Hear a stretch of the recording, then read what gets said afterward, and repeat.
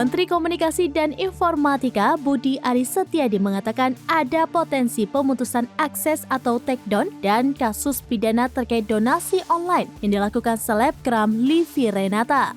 Budi Aris mengatakan pihaknya bisa memutus akses atau takedown situs donasi selebgram Livi Renata bila ada laporan dari masyarakat. Mengutip Tribunnews.com, hal itu ia sampaikan di Istana Kepresidenan Jakarta pada Senin 25 Maret 2024. Bahkan menurut Budi, apabila ada unsur pelanggaran hukum, maka kasus tersebut bisa dipidanakan.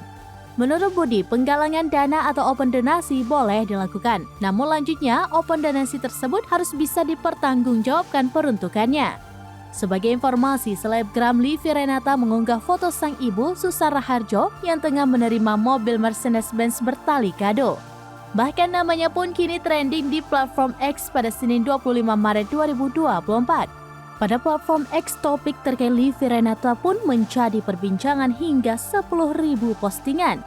Ia menjadi perbincangan usai membeli mobil mewah untuk ibunya yang diduga dari hasil donasi online. Terlihat pada foto yang beredar, donasi online yang diterima Livi Renata telah mencapai 60,20%.